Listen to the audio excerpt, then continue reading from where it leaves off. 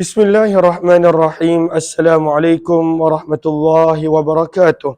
Bismillah, alhamdulillah, wassalatu wassalamu ala habibillah, Sayyidina Muhammad ibn Abdullah, wa ala alihi wa sahbihi wa mawalah. Subhanaka la ilma lana illa ma 'allamtana innaka antal alimul hakim. Wa la hawla wa la quwwata illa billahil aliyyil azim. Allahumma rabbi syrah lana sudurana wa yassir lana umurana wahlul 'uqdatam min alsinatina yafqahu aqwalana. Allahumma fakkihna fid din wa 'allimna at-ta'wil birahmatika ya rabbal alamin walhamdulillahi rabbil alamin. Alhamdulillah, syukur kepada Allah Subhanahu wa taala, kita bertemu pada siri yang ke-17 di dalam pembacaan kitab hadis sahih Imam Muslim rahimahullahu taala, yang mana Imam Muslim telah memulakan kitab beliau dengan mukaddimahnya yang panjang namun jelas dan menarik untuk kita faham cara penulisan Imam Muslim rahimahullahu taala, dan seterusnya kita masuk pada tajuk berkenaan tentang Kitabul Iman, hadis-hadis yang berkenaan tentang iman. Ahlan kepada sahabat-sahabat yang berada di ruangan Facebook maupun TikTok. Ahlan Yunus Siddiq, kemudian Latif Harun, Zaliha, serta semua sahabat-sahabat yang lain. Kita telah tiba pada bab yang kedua daripada Kitabul Iman, iaitu Imam Muslim membawakan tajuk bayan, penerangan as-salawatil lati hiya ahadu arkanil Islam, bahawa solat merupakan salah satu daripada rukun Islam. Orang yang mengingkari solat, orang yang tak solat fardu terutamanya, maka pada waktu itu berdosa. Namun orang yang mengingkari solat, yang tidak menerima kefarduan solat, maka dia khawatiri dia terkeluar daripada Islam, al-'iyazubillah. Riwayat yang ke-11 daripada bab ini, teruskan.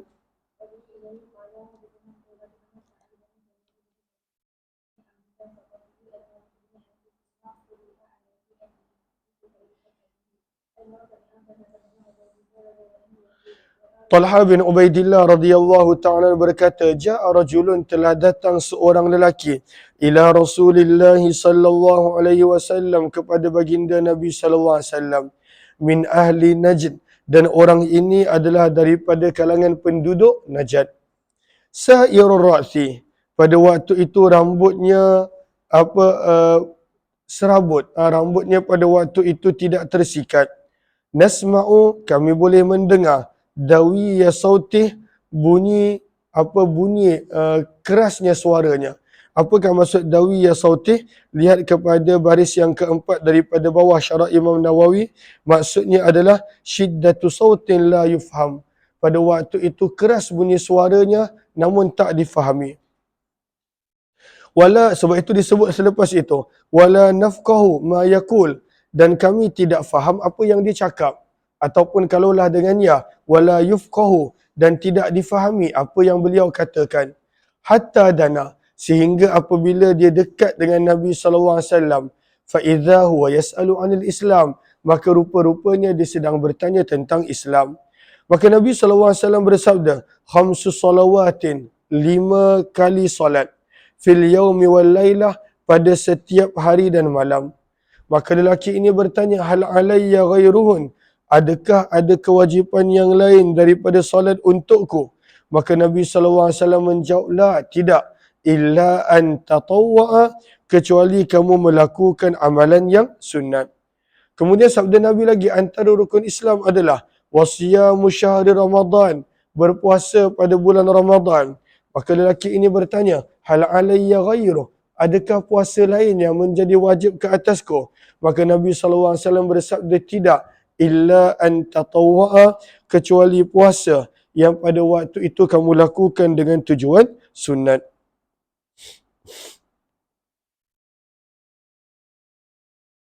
Okey. Wa dzakara lahu Rasulullah, dan Nabi SAW pada waktu itu menceritakan pula tentang zakat. Maka dia bertanya, hal alayya ghairuha, adakah ada pemberian yang lain selain daripada zakat yang wajib ke atasku? Maka Nabi SAW menyebut, la, tidak, illa an tatawwa'a, kecuali dengan sunat. Maka daripada sini banyak yang kita boleh belajar. Daripada illa an tatawwa, antaranya pada baris yang kedua daripada bawah. Wa ma'nahu lakin yustahabbu laka an tatawwa. Digalakkan kamu untuk melakukan amalan yang sunat. Puasa yang sunat, solat yang sunat, pemberian yang sunat. Maka ini kalaulah illa itu dikira sebagai istisna munqati'. Wa ja'alahu ba'dul ulama istisna muttasil. Namun kalaulah ia muttasil, ianya bermaksud bahawa wastadallu ala anna man syara'a fi salati naflin, seseorang yang telah memulakan solat nafil, puasa sunat, maka pada waktu itu wajib untuk dia habiskan. Sebab illa itu adalah illa istisna muttasil. Dan ini yang difahami oleh para ulama mazhab Abu Hanifah dan sebagainya. Namun dalam mazhab Syafi'i, kerana illa itu adalah istisna munqati', bukannya muttasil. Ini perbahasan dalam nahwu yang para pelajar dah belajar.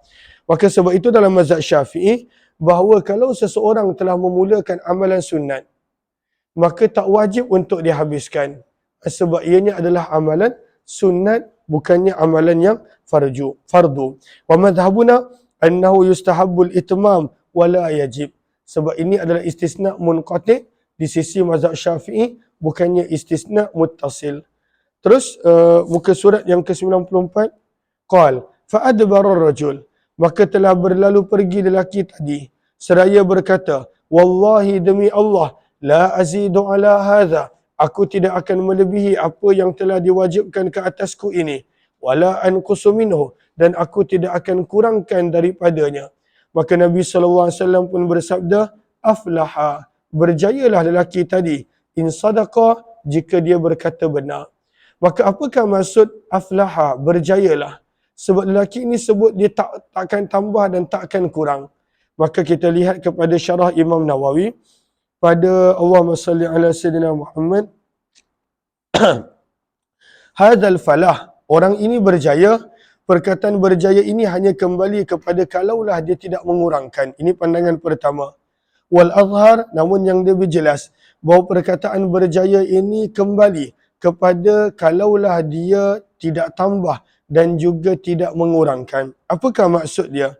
Maksudnya adalah waman ata bima alaihi, barang siapa yang melakukan perbuatan yang telah diwajibkan ke atasnya, fahuwa muflih, maka itulah orang yang berjaya.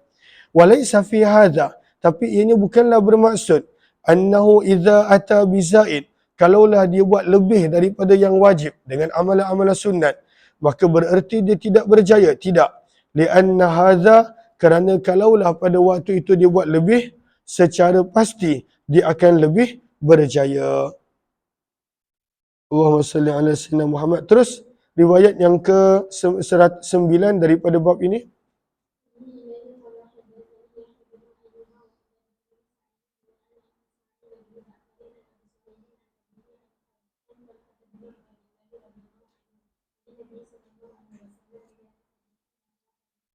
Maka hadis yang lebih kurang sama. Kecuali dalam hadis yang ke-9 ini, Nabi maksudnya dalam tajuk ini. Kalau hadis keseluruhan dah 102. Maka Nabi SAW bersabda, aflaha, dia akan berjaya. Wa abihi, demi ayahnya. In sadaqa, jika dia berkata jujur. Ataupun Nabi bersabda, dakhalal jannata wa abih, pasti dia akan masuk syurga demi ayahnya jika dia berkata benar. Maka di sini kita nak baca berkenaan tentang wa abih, bersumpah dengan nama ayah. Bukankah Nabi dah larang untuk bersumpah selain daripada Allah Subhanahu Wa Taala? Baris yang kedua, 4, 6, 9 daripada bawah. Maka kata Imam Nawawi, hadza mimma jarat adatuhum an yas'alu 'anil jawabi anhu ma qauli sallallahu alaihi wasallam, man kana halifan falyahlif billah. Nabi dah tegaskan, barang siapa yang hendak bersumpah, maka hendaklah bersumpah dengan mengguna nama Allah. Namun, kenapa Nabi SAW menyebut wa abi, demi ayahnya? Dan Nabi SAW juga dalam hadis yang lain bersabda, Inna Allah yanhakum, sesungguhnya Allah melarang kamu, an tahlifu, untuk kamu bersumpah dengan menggunakan nenek moyang kamu.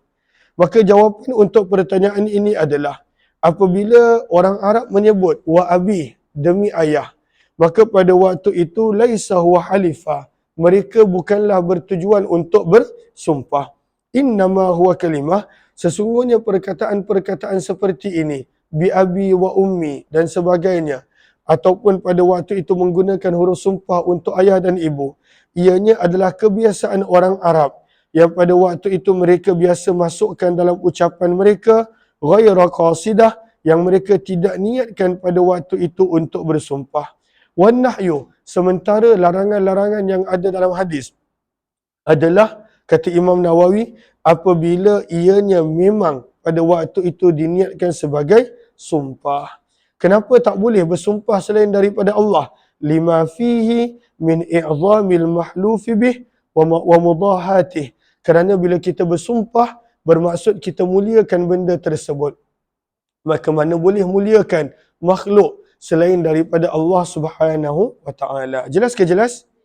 Maka riwayat bab yang ketiga berkenaan tentang pertanyaan as-soal, pertanyaan berkenaan tentang rukun Islam. Riwayat 103. Terus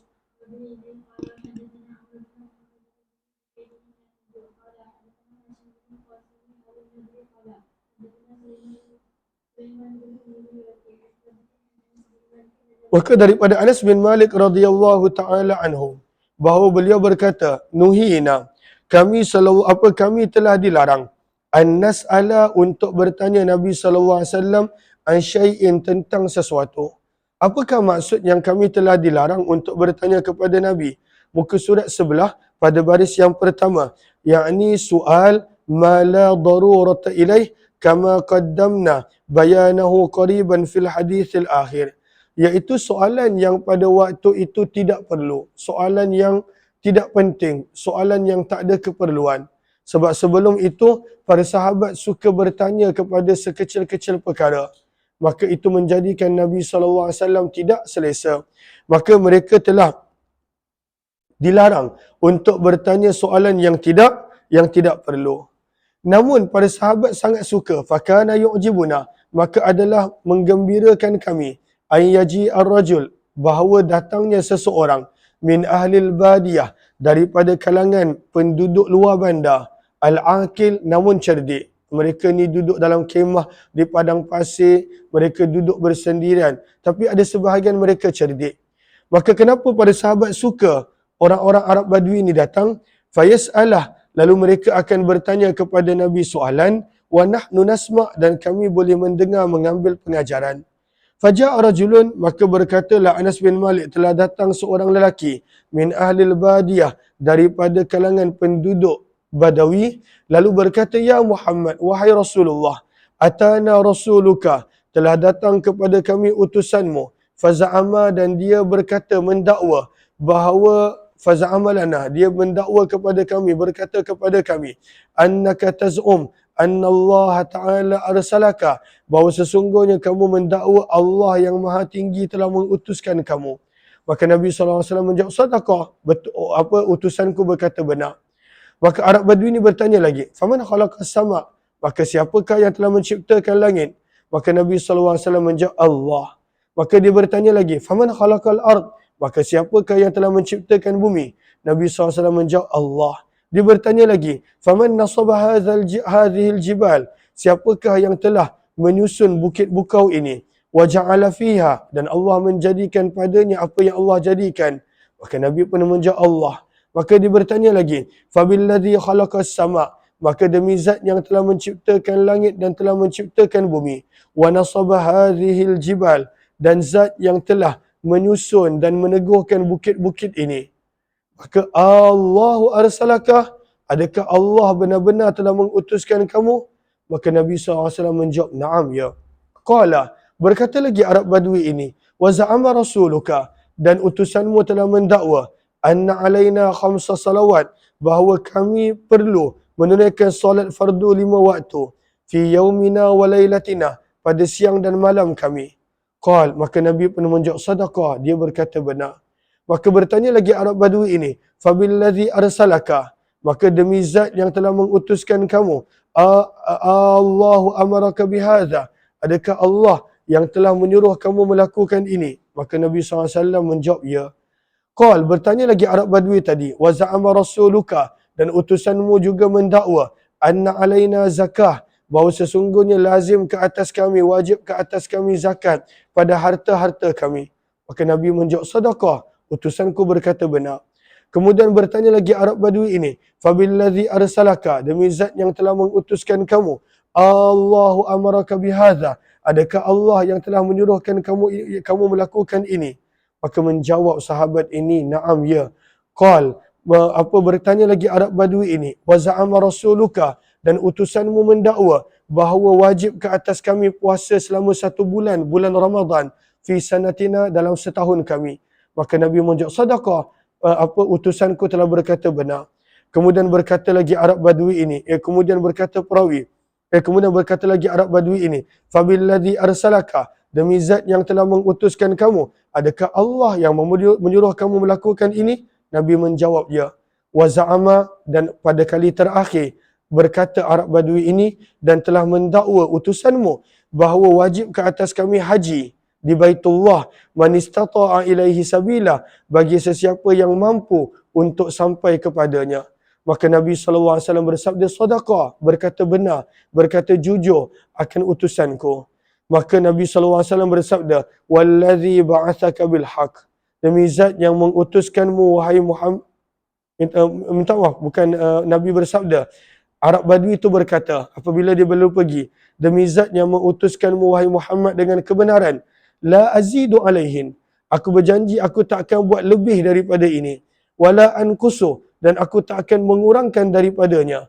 Maka Nabi pun bersabda, in sadaqah, kalaulah dia berkata benar, pasti dan pasti dia akan masuk syurga. Maka inilah rukun Islam yang diulang sekali lagi perbahasannya oleh Imam Muslim rahimahullahu ta'ala.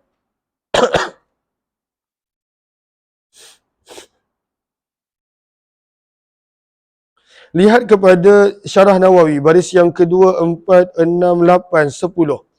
Maka berkata Qadhi Iyad, waz-zahir, zahir daripada cara Arab Badui ini bercakap, anna hadha ar-rajul lam ya'ti illa ba'da islamih. Sebenarnya Arab Badui ini telah masuk Islam. Wa innama ja'a mustathbita, namun dia datang untuk memperkukuhkan jawapan dan untuk bertemu dengan Nabi sallallahu alaihi wasallam.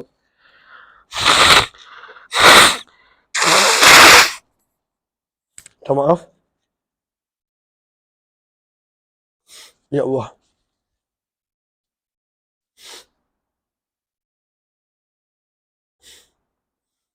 Okey, terus riwayat yang ke-104.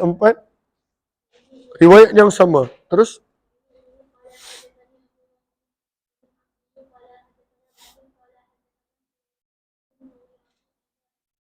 daripada Thabit rahimahullah, beliau berkata, telah berkata Anas bin Malik radhiyallahu anhu, kunna nuhina, kami telah dilarang di dalam Al-Quran. Apakah ayatnya?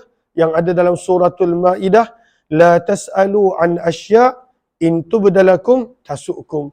Janganlah kamu bertanya soalan yang jika dijelaskan kepada kamu, maka kamu tidak menyukainya. Allahumma salli ala habibina Muhammad wa ala alihi washabihi ajma'in. Maka daripada sini menjelaskan pada waktu itu akan bagaimana maksud daripada dilarang adalah soalan yang tak perlu.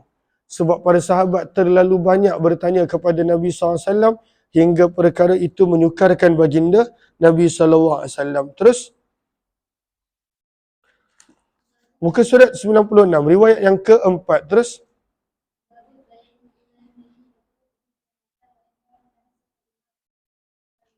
maka di sini Imam Muslim menegaskan bahawa al-iman alladhi yadkhulu bihil jannah. Imanlah yang menjadikan seseorang itu masuk ke dalam syurga. Tanpa iman, manusia tak akan boleh masuk ke dalam syurga. Cuma bila dah masuk dalam syurga, maka yang menentukan tingkatannya di mana adalah amalan-amalan yang diterima oleh Allah. Dan kemudian bahagian kedua tajuk, wa anna man tamassaka bima umira bih. Barang siapa yang benar-benar berpegang dengan perkara yang Allah telah perintahkannya dengannya, pasti masuk syurga. Apabila dijaga kewajipan perintah suruhan Allah, maka pasti akan masuk ke dalam syurga. Riwayat 105, teruskan.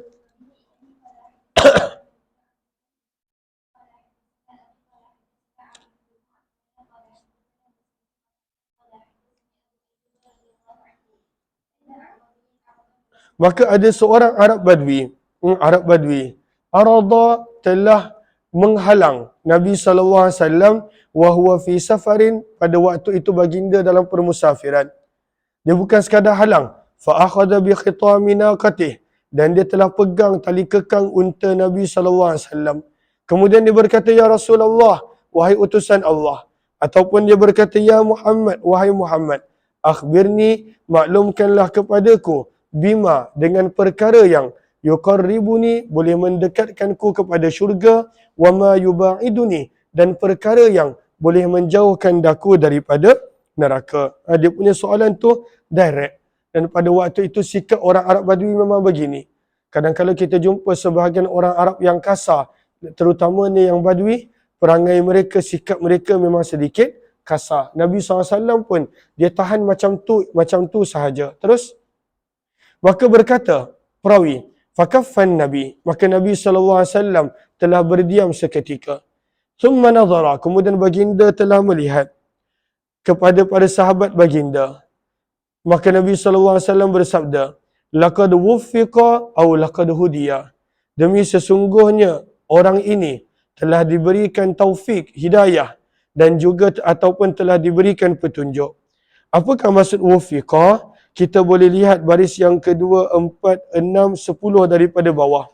Berkata para ulama, at-taufiq apakah maksudnya? Kekuatan untuk melakukan ketaatan. Khalaqun kudrati ta'ah, iaitu kekuatan untuk melakukan ketaatan. Itu adalah taufik. Allahumma salli ala Sayyidina Muhammad. Kemudian Nabi bertanya balik kepada Arab Badui tadi, kaifa qulta, ulang balik apa yang kamu katakan. Maka Arab Badui tadi fa'ada, telah mengulanginya.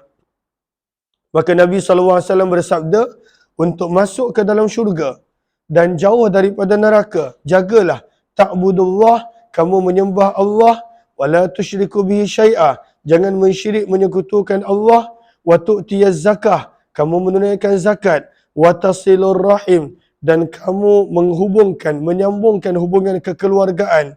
Maka Nabi bersabda, da'in naqah, lepaskanlah tali kekang untaku. Maka daripada sini kita nampak amalan ini kalaulah dijaga, yang fardu, akhirnya pasti akan membawa manusia ke syurga. Terus riwayat ke-106, riwayat yang sama, baca sampai habis.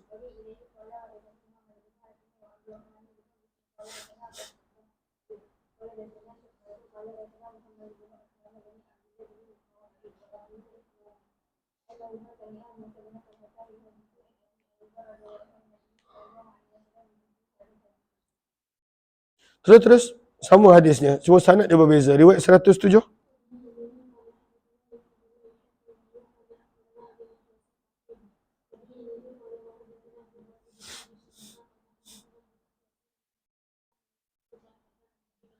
Maka daripada sahabat Nabi Abu Ayyub Al-Ansari radhiyallahu anhu, beliau berkata, siapa nama Abu Ayyub, ingat tak? Lupa dah. Nanti cek siapa nama Abu Ayyub. Maka daripada Abu Ayyub Al-Ansari radhiyallahu taala anhu, beliau berkata kepada Nabi sallallahu alaihi wasallam, beliau berkata, ja'a rajulun, telah datang seorang lelaki kepada Nabi sallallahu alaihi wasallam. Lalu lelaki ini berkata, dullani, tunjukkan daku akan amalan, a'maluh, yang jika aku melakukannya, yudini, akan mendekatkanku dengan syurga, daripada dana yadnu, dari wa yubaiduni, dan akan menjauhkanku daripada neraka. Maka apakah amalan tersebut? Sabda Nabi, ta'budullah, beribadah kepada Allah, la tusyriku bihi syai'a, jangan mensyirikkan Allah, wa tuqimus salah, menjaga salat dan menunaikan zakat, wa tasilu dha rahimik, dan kamu berlaku baik menghubungkan hubungan dengan keluarga. Falamma adbara, bila lelaki ini pergi, maka Nabi SAW bersabda, intamassaka, jika dia benar-benar berpegang, bima umirabih, dengan apa yang dia telah diperintahkan, dakhalal jannah, pasti akan masuk ke dalam syurga. Terus riwayat 108. Hadis yang lebih kurang sama. Terus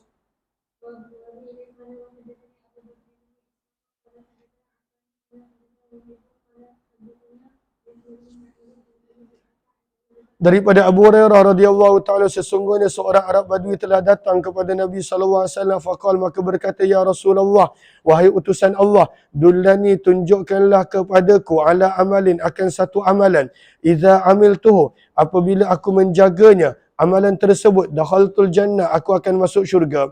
Maka sabda Nabi SAW, ta'budullah, beribadahlah kamu kepada Allah, la tusyriku bi syai'a, janganlah kamu menyekutukan Allah dengan sesuatu apapun, wa tuqimus salat, dirikanlah kamu akan salat fardu, wa tuaddiyaz zakat, tunaikanlah zakat yang diwajibkan ke atas kamu, wa tasumu Ramadan, dan berpuasalah pada bulan Ramadan. Qal, berkata perawi, lelaki tadi, wallazi nafsi biyadih, demi zat yang memegang nyawaku pada genggamannya, la azidu ala hadza, tidak akan aku tambah, wala ankus, dan tidak aku akan kurangkan daripadanya selama-lamanya. Maka Nabi SAW bersabda, man sarrah, barang siapa yang gembira untuk melihat kepada seorang lelaki daripada penghuni syurga, falyanzur ila hadza, maka hendaklah dia melihat kepada lelaki ini. Terus maka Nabi SAW menyebut begitu baris yang pertama, kata Imam Nawawi, fazahiru minhu anna Nabi SAW alima. Maka Nabi SAW telah dimaklumkan bahawa orang ini akan meninggal dunia atas agama. Wa annahu yadumu ala dhalik, bahawa dia akan istiqamah di atas amalan agama. Sebab itu Nabi SAW jaminkan untuknya syurga. Riwayat yang ke-109. Terus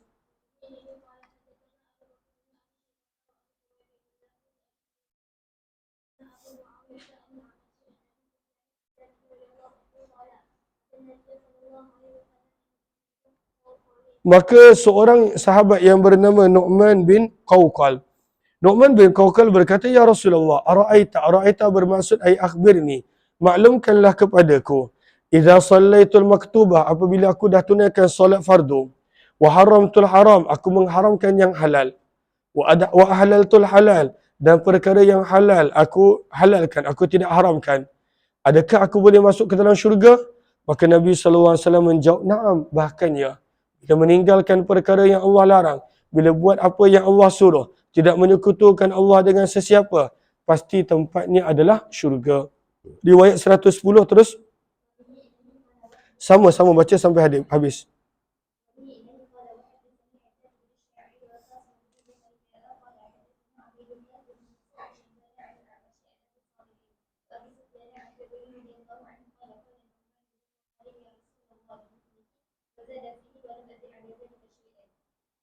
Terus riwayat yang ke-111 pun sama, berkenaan tentang pertanyaan Nu'man bin Qawqal, tentang pada waktu itu kalaulah dia buat yang ini, maka adakah dia masuk syurga?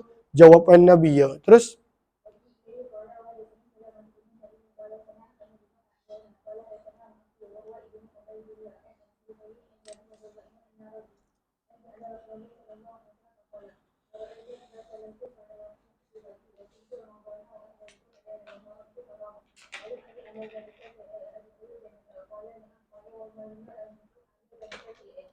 kita mula masuk pada bab yang kelima, berkenaan tentang penerangan rukun Islam.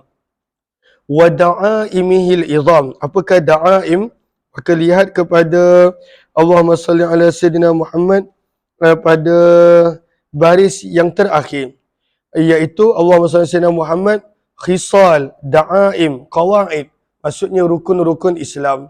Masih lagi tentang rukun-rukun Islam, yang mana pada bab ini dibawakan beberapa hadis oleh Imam Muslim rahimahullah. Baca riwayat yang ke-112.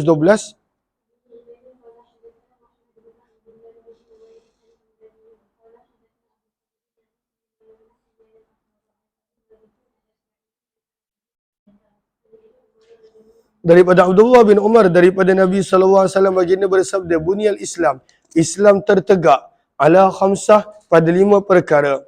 Yang pertama, ayyuhadallahu, disucikan Allah, diesakan Allah, tidak disekutukan Allah dengan apa-apa. Wa iqamis salah, menjaga, mendirikan salat. Yang ketiga, wa itaiz zakah, menunaikan zakat. Yang keempat, wasiyami Ramadan, berpuasa pada bulan Ramadan. Dan yang kelima, wal hajj, menunaikan ibadah haji. Faqala rajulun, maka ada seorang lelaki bertanya, al-hajj wasiyami Ramadan, maka Allahumma salli ala sayyidina Muhammad, adakah pada waktu itu perlu melakukan haji dan puasa Ramadan? Maksudnya dia mendahulukan haji baru dia sebut Ramadan. Maka Nabi SAW bersabda, tak, bukan begitu susunan dia. Siyami Ramadan, berpuasa Ramadan dan juga haji. Hakadha sami'tuhu, beginilah kata perawi, aku telah mendengar daripada Nabi SAW.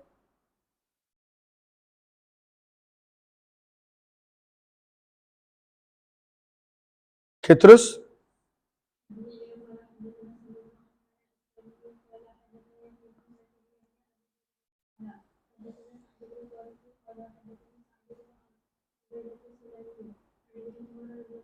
Daripada Abdullah bin Umar, daripada Nabi SAW, baginda bersabda, Bunyal Islamu ala khamsin, Islam tertegak atas 5 perkara. Maka apakah perkara itu? An yu'badallah, menyembah Allah. Dan wa yukfaru bima dunah, mengingkari selain daripada Allah sebagai Tuhan. Yang kedua, wa iqamis salat, menjaga salat. Yang ketiga, wa ita'iz zakah, menunaikan zakat. Yang keempat, wa hajjil baiti, yang apa dalam riwayat ini didahulukan haji dulu. Dan yang kelima, wasami Ramadan, berpuasa pada bulan Ramadan. Terus riwayat 114 pun sama, baca sampai habis.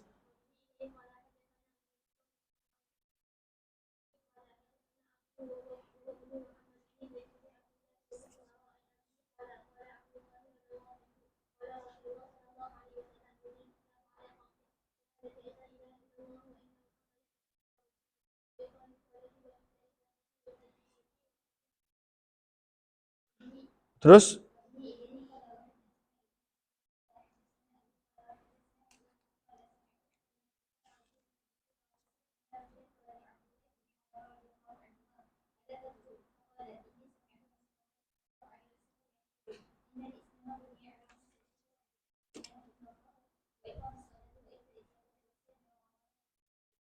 InsyaAllah kita akan sambung bab yang ke-6 selepas Zuhur nanti, insyaAllah jam 3. Terima kasih semua. Kita jumpa lagi.